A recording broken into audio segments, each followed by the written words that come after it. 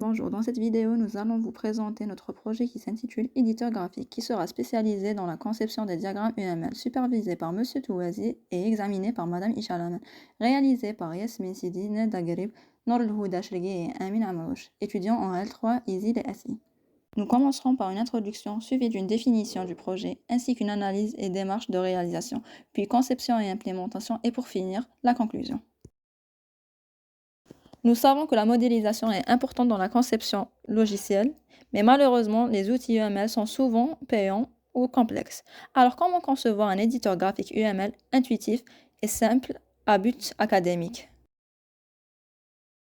Notre projet est un éditeur graphique UML à but académique qui nous permet de faire 3 différents diagrammes avec leurs différentes fonctionnalités en utilisant Java. Pour commencer, nous avons analysé les besoins de 3 types d'utilisateurs: étudiants, enseignants et développeurs. Les enseignants veulent avoir la possibilité d'illustrer des concepts UML en classe plus simplement. Les développeurs pourront tester des idées de conception en visualisant la structure d'un projet. Les étudiants veulent des outils simples sans interface chargée. Pour la planification de notre projet, nous avons découpé le travail en plusieurs phases: analyse et documentation, conception technique, développement principal, test et correction, finalisation et rapport. Chaque phase devrait prendre plus ou moins 2 semaines, sauf pour la rédaction qui se faisait au fur et à mesure. Malheureusement, un retard dans la planification a eu lieu, suite à des retards dans la phase du test dû à des bugs, retard car réaffectation de notre encadreur, réallocation du temps pour améliorer l'interface. Néanmoins, nous avons respecté le délai global. Comme nous l'avons vu précédemment, la réalisation est divisée en plusieurs phases. Étude de l'état d'art, où nous avons analysé, comparé et défini différents types d'éditeurs graphiques.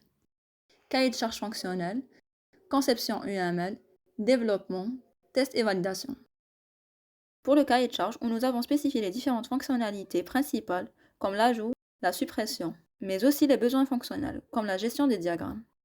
Arrivé à la conception, nous avons illustré l'application avec 3 types de diagrammes différents: diagramme de cas d'utilisation, diagramme de séquence et diagramme de classe. Dans cet exemple, on montre ce diagramme de cas d'utilisation général avec le concepteur et les différents cas d'utilisation. Pour l'implémentation du logiciel, nous avons utilisé le langage Java ainsi que sa bibliothèque Java Swing pour l'interface, ainsi qu'une architecture MVC pour une meilleure séparation des responsabilités. Voici l'interface de notre éditeur graphique, nommé UML Design, ainsi que son logo. Ce projet enrichissant nous a permis de mieux comprendre l'UML et de développer un éditeur graphique. Nous avons aussi tenté d'inclure une analyse lexicale et sémantique, mais par manque de temps, elle n'a pas pu être finalisée. Cette expérience nous a beaucoup appris, elle nous sera précieuse pour nos futurs projets professionnels. Merci pour votre attention. Nous passons à la présentation du logiciel. Nous allons commencer par la présentation de notre logiciel qui contient 3 interfaces principales. La première est la page d'accueil, où s'affichent les 3 types de diagrammes que nous proposons. Ensuite, nous avons une interface ouvrir un diagramme qui consiste à importer un diagramme du répertoire. Et une interface projet récent qui permet d'afficher les projets faits récemment et de faire un nouveau projet. De retour vers la page d'accueil, on sélectionne le diagramme de classe. On est directement dirigé vers l'interface de dessin dédiée au diagramme de classe.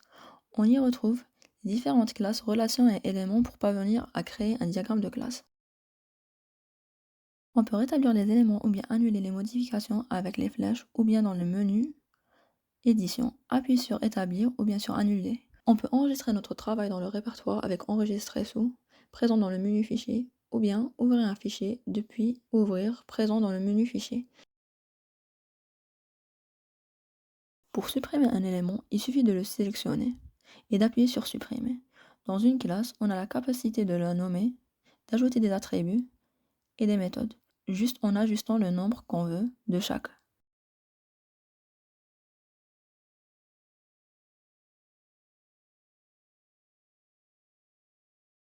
Pour relier les éléments ou des classes, il suffit de sélectionner la relation qu'on veut, puis sélectionner les 2 éléments qu'on veut. Ils seront reliés automatiquement, comme on peut le voir. On peut ajouter du texte, modifier la couleur, la mettre en gras et modifier la police. De retour vers la page d'accueil, nous allons sélectionner cette fois le diagramme de séquence. On est dirigé vers l'interface dédiée au diagramme de séquence où on y retrouve les éléments ainsi que les relations pour construire un diagramme de séquence. On sélectionne un acteur et un rectangle. On peut nommer le rectangle ainsi que l'acteur. On peut modifier la taille du rectangle,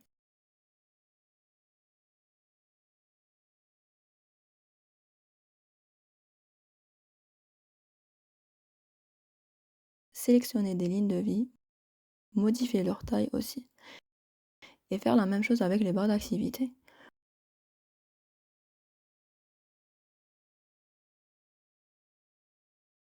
Pour les relations, il suffit de les diriger vers le sens qu'on veut.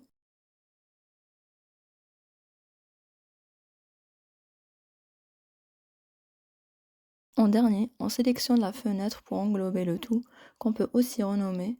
Voici un exemple de diagramme de séquence plus complet. De retour vers la page d'accueil, nous allons sélectionner cette fois le diagramme de cas d'utilisation.